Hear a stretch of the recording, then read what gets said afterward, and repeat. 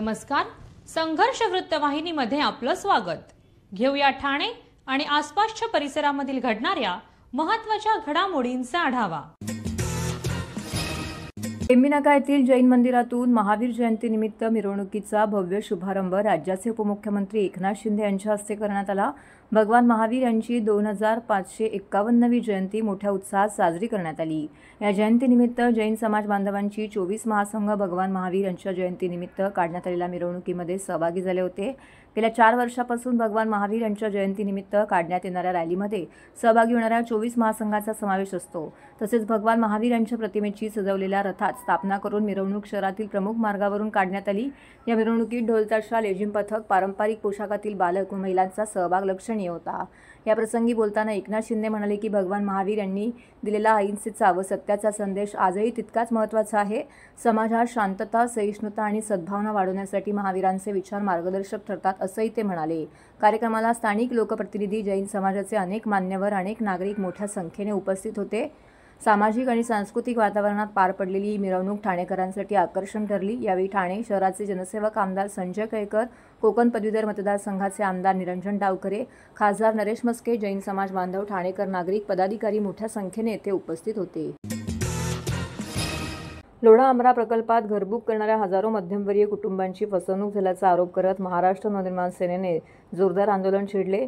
नागरिकांनी लोढामध्ये घर घेण्यासाठी आगाऊ पैसे भरलेत। यामध्ये गरीब रिक्षा चालकांपासून ते छोटा मोठा व्यवसाय करणाऱ्या महिलांचाही समावेश आहे।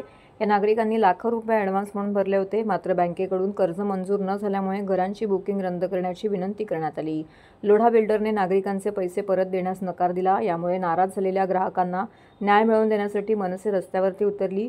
मनसेचे ठाणे पालघर जिल्हा अध्यक्ष अविनाश जाधव व शहर अध्यक्ष रवी मोरे यांच्या नेतृत्वाखाली मनसे पदाधिकाऱ्यांनी बिल्डरच्या कार्यालयासमोर घोषणाबाजी करत निषेध नोंदवला। मनसेने प्रशासनाकडेही तक्रार दाखल करून कारवाईची मागणी केली असून गरज पडल्यास न्यायालयात जाण्याचा इशाराही दिला होता। या प्रकरणामुळे हजारो मध्यमवर्गीय कुटुंबाची आर्थिक अडचण वाढली असून बिल्डरकडून त्वरित परतावा मिळावा अशी जोरदार मागणी होत आहे। रोज लोढा-आमारामध्ये दर रविवारी लोक साखळी आंदोलन करतात लोढा बिल्डरच्या विरोधात। अशा अनेक तक्रारी लोढा बिल्डरच्या विरोधात आहे, परंतु लोढा हे स्वतः मंत्री असल्यामुळे त्यांची दखल घेतली जात नाही। आणि मी स्वतः 1 वर्ष झाला गणेशच्या पैसे मिळावेत यासाठी पाठपुरावा करतोय, परंतु लोढा बिल्डर आम्हाला कुठल्याही प्रकारचं न्याय मिळवून देत नव्हता। म्हणून आज बाबासाहेब आंबेडकरांनी जो मार्ग दिला आहे त्या मार्गाचा वापर करून आम्ही आज आंदोलनाला बसलेलो आहोत। आणि जोपर्यंत सर्व लोकांचे पैसे दिले जात नाहीत तोपर्यंत आज आम्ही इथनं जाणार नाही। मुंबईत 10 वर्षीय मुलीवरती अत्याचार करून धारदार शस्त्राने हत्या करीत तिला 6व्या मजल्यावरून खाली फेकणाऱ्या नराधम आसिफ मंसूरी याचा घृणास्पद प्रकारचे सर्वत्र पडसाद उमटत असून संताप देखील व्यक्त होत आहे। भाजपाचे कोकण पदवीधर मतदारसंघाचे आमदार निरंजन डावखरे यांच्यासमवेत शेकडो नागरिकांनी मुंब्रा पोलीस ठाण्यामध्ये धडक दिली। तसेच हा खटला फास्ट ट्रॅक कोर्टात चालवून नराधमाला फाशीची शिक्षा देण्याची मागणी देखील यावेळी केली। यावेळी आमदार डावखरे यांनी मुंब्र्यातील ड्रग्ससह अवैध कृत्यांचा पाडाही पोलीस उपायुक्त सुभाष बोरसे यांच्या समोर वाचला। मुंब्र्याच्या ठाकूरपडा परिसरातील 10 वर्षीय मुलीचं अपहरण करून अत्याचार करीत तिला 6व्या मजल्यावरून खाली फेकल्याची संतापजनक घटना घडल्यानंतर मुंब्र्यात हिंदू संघटना आक्रमक झाल्या आहेत। माणुसकीला काळीमा फासणाऱ्या या घटनेच्या निषेधार्थ मुंब्र्यात शेकडो संख्येने नागरिक रस्त्यावरती उतरलेत। आमदार निरंजन डावखरे यांनी तातडीने मुंब्र्यात धाव घेतली। तसेच पोलीस उपायुक्त सुभाष बोरसे आणि वरिष्ठ पोलीस निरीक्षक अनिल शिंदे यांची भेट घेऊन याबाबत चर्चा देखील करण्यात आली। आरोपीला फाशीची शिक्षा देण्यात यावी आणि पीडित मुलीला आणि तिच्या कुटुंबियांना न्याय मिळावा अशी मागणी उपायुक्त बोरसे यांच्याकडे केली आहे। बोरसे साहेबांची भेट घेतली आणि याच्यामध्ये कालपासून सातत्याने ही मागणी आमच्या सगळ्यांची आणि सर्व लोकांची आहे की याच्यामध्ये कडक शासन या आरोपीवर झालं पाहिजे, जेणेकरून याच्या पद्धतीची अशा प्रकारची कुठलीही घटना होता कामा नये। लोकांना याच्यामधनं एक चांगला संदेश गेला पाहिजे आणि DCPनी आम्हाला आश्वासित केलेलं आहे। याच्यामध्ये त्यांनी कठोरमधली कठोर जी कारवाई होऊ शकते त्याच्या संदर्भातली सेक्शन्स या इकडे टाकलेले आहेत। त्याच्याकडे एक टोकदार चाकू होता, तो तिच्या मानेमध्ये डीपमध्ये घुसवला आणि तिला त्या बाथरूमच्या खिडकीतनं डकमध्ये टाकून दिलेलं आहे। आणि त्यामुळे अतिरक्तस्राव झाल्यामुळे आणि लैंगिक अत्याचार झाल्यामुळे तिचा त्यात मृत्यू झालेला आहे। सदर याच्यामध्ये आपण अपहरणाचा गुन्हा दाखल केलेला आहे, पोक्सो अंतर्गत केलेला आहे आणि बलात्काराचा आणि मर्डरचा गुन्हा दाखल केलेला आहे। सदर आरोपीला आम्ही तात्काळ ताब्यात घेतलेलं होतं आणि त्याच्याशी विचारपूस करून सदर गुन्हा उघडकीस आणलेला आहे. ठाणे महानगरपालिकेचे मालमत्ता कर म्हणजेच प्रॉपर्टी टॅक्स भरण्याचे आवाहन.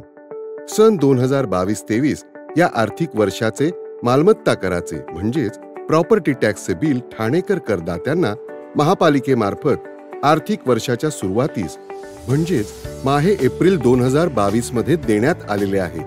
तथापि अद्यापही काही करदात्यांनी मालमत्ता कर महापालिकेकडे जमा केलेला नाही.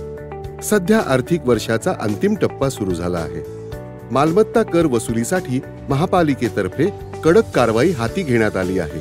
या अंतर्गत जंगम मालमत्ता, टीव्ही, फ्रीज, वाहन व इतर जप्त करणे तसेच स्थावर मालमत्ता वॉरंट बजावून जप्त करण्यात येत असून मालमत्तेचा जाहीर विक्रीद्वारे लिलाव करून कराची रक्कम वसूल करण्यात येत आहे. मालमत्तेस पाणी पुरवठा करण्यात येणारे नळ संयोजन खंडित करण्यात येत आहेत. त्याचप्रमाणे थकीत मालमत्ता करावर 2% व्याज आकारले जात असल्याने भरावयाची रक्कम वाढत आहे. आपला मालमत्ता कर propertytax.thanecity.gov.in या लिंकद्वारे तसंच गुगल पे, फोन पे, पेटीएम याद्वारे ऑनलाईन पद्धतीने करण्याची सुविधा उपलब्ध करून दिली आहे. शनिवार, रविवार व सार्वजनिक सुट्टीच्या दिवशी नागरिकांना मालमत्ता कर भरणे सोयीचे व्हावे याकरता महापालिकेचे मालमत्ता कर संलग्न कार्यालय या दिवशी कार्यान्वित ठेवण्यात आलेले आहे. तरी मालमत्ता कर वसुलीची अप्रिय कारवाई टाळण्याच्या दृष्टिकोनातून मालमत्ता कर भरून महापालिकेस सहकार्य करावे. धन्यवाद. एसटी महामंडळाचे अध्यक्ष म्हणून परिवहन मंत्री प्रताप सरनाईक यांची नियुक्ती करण्यात आली आहे. महाराष्ट्र शासन केंद्रीय अधिनियमान्वये तयार केलेल्या नियम व आदेशानुसार ही नियुक्ती करण्यात आली आहे. सन 1960 मध्ये महाराष्ट्र राज्य मार्ग परिवहन महामंडळाची स्थापना करण्यात आली. श्री आर गोगसरैया हे महामंडळाचे पहिले अध्यक्ष होते. त्यानंतर अनेक महत्त्वाच्या व्यक्तींनी एसटी महामंडळाचे अध्यक्षपद भूषवले आहे. प्रताप सरनाईक हे एसटी महामंडळाचे 26वे अध्यक्ष असणार आहेत. महाराष्ट्र सर्वसामान्य जनतेची लोकवाहिनी असलेल्या एसटीला भविष्यात आर्थिकदृष्ट्या सक्षम करून एक चांगली दर्जेदार परिवहन सेवा निर्माण करण्यासाठी मी कटिबद्ध आहे, असं प्रतिपादन यावेळी परिवहन मंत्री प्रताप सरनाईक यांनी केलं. तसेच आपल्याला या पदावरती नियुक्त करून महाराष्ट्राच्या सर्वसामान्य जनतेची सेवा करण्याची संधी दिल्याबद्दल राज्याचे मुख्यमंत्री देवेंद्र फडणवीस, उपमुख्यमंत्री एकनाथ शिंदे, उपमुख्यमंत्री अजित पवार यांनी त्यांचे आभार मानले आहेत. कचराकोंडीने ठाण्याची घुसमट होत असतानाच पुन्हा एकदा कचऱ्याने पेट घेतला आहे. गायमुख येथील पालिकेच्या कचरा संकलन केंद्राला रात्री उशिरा आग लागल्याची घटना घडली. आगीचे स्वरूप इतकं मोठं होतं की आग आटोक्यात आणण्याकरिता ठाणे महानगरपालिकेच्या अग्निशमन विभागाला शर्थीचे प्रयत्न करावे लागले. डम्पिंग ग्राउंडच्या जिथे आगीची तीव्रता अधिक होती तिथपर्यंत अग्निशामक दलाची वाहने पोहोचण्यास अडचणी निर्माण होत होत्या. मोठ्या प्रयत्नाने आगीवर नियंत्रण आणण्यात आलं होतं. त्यानंतर धुराचे प्रचंड लोट परिसरात पसरले आहेत. गायमुख परिसरात कचरा टाकला जाऊ नये यासाठी लोकप्रतिनिधी पालिकेशी पत्रव्यवहार केला होता. पण सध्या कचरा संकलनासाठी जागा उपलब्ध होत नसल्याने पालिकेने गायमुख संकलन केंद्रात मोठ्या प्रमाणामध्ये डंपर रिकामी करण्यास सुरुवात केला होता. त्यामुळे या संकलन केंद्राचं रूपांतर डम्पिंगमध्ये होऊन येथे कचऱ्याचे डोंगर उभे राहत आहेत. जंगल परिसर असल्याने येथे ये जा करण्यासाठी पक्का रस्ता नाही, त्यामुळे मिळेल त्या जागेवरती कचरा टाकण्यात येत आहे. अशातच मंगळवारी रात्री सुमारे 8:30च्या सुमारास येथे मोठी आग लागल्याचं निदर्शनास आलं. तर हे होतं संघर्ष वृत्तवाहिनीचं आजचं बातमीपत्र. उद्या पुन्हा भेटू याच वेळी याच ठिकाणी ताज्या घडामोडींसह. तोपर्यंत नमस्कार.